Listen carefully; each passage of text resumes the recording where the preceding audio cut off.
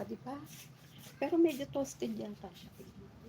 Kasi naman pang gatas ko.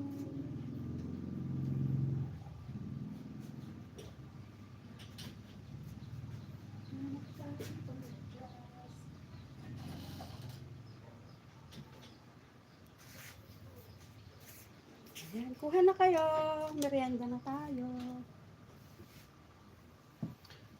Nauna si Sislo, sunod ako din after sunod. Ay, ganun ba? Init pa, ayan. Pagkatapos, ayan, kunin na natin. Tanggalin na natin sa ganito. Tinatanggal ko na para mahanginan yung likod.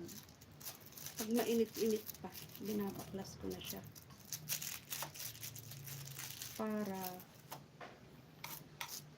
matuyo na agad yung likod niya.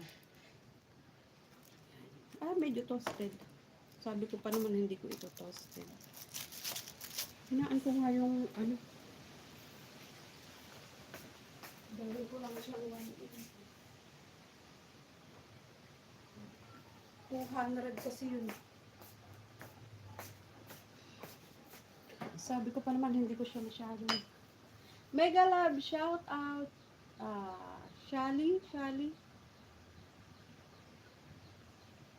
Okay yan. Pagka pang ano siya, ayan, may modulator. Nahawa na ako kay Maricoy Born Free. Thank you so much, Shali. Oy, kanino kaya si Shali? Sarap sa kape. Pagka kasi ako ang nagbe-bake, gusto ko yung ganito, yung matigas-tigas ba. Pero dahil nga pang bata, sabi ko, hindi ko ito toasted. Eh, na-toasted naman. Hindi.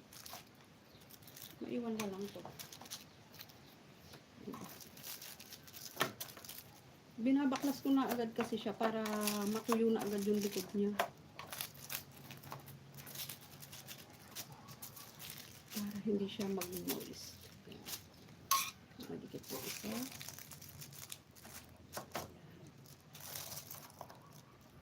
Kasi yung ganito niya, malambot pa.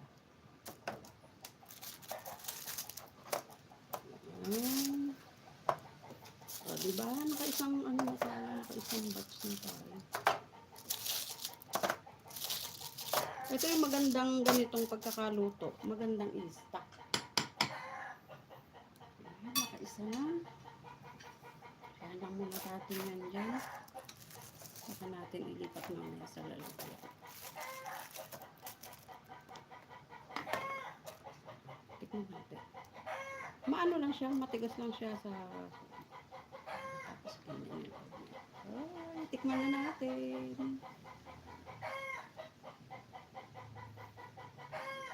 Pagka ganito kasi, yung malutong siya sa ibabaw, pero yung loob niya, malambot. Tikman, ito nga, tinitikman ko na. Kabsat sa lidumay yan. Si kabsat sa lidumay pala yan. Galing mo pala mag-bake, kabsat. Thank you so much, Charlie. Si kabsat sa lidumay pala yan.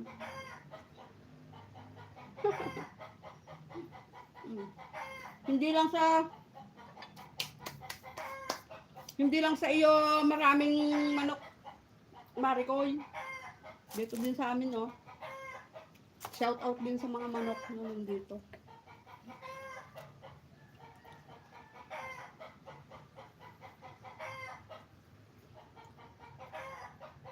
Ay, kumuha pa tayo. Sarap. Madali lang yan. Simpleng recipe lang yan. Ng cookies. Pero masarap. Gaya natin, matigas, nagsalita, malambot ang puso. Oy, may hugot si Sis Lailani. May hugot si Sis Lailani. Maganda to, Sis Lailani, pang stock. Para pagka yung gusto mong magkape, inaabot din naman to ng ilang araw.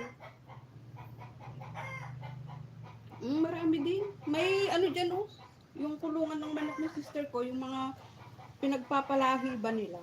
Diyan lang sa tabi namin. Doon sa silong ng kubo niya. May dalawang mag-asawang binibreed nila dyan. Binibreed nila. Kape. Kuha na kayo ng pangpan sa kape.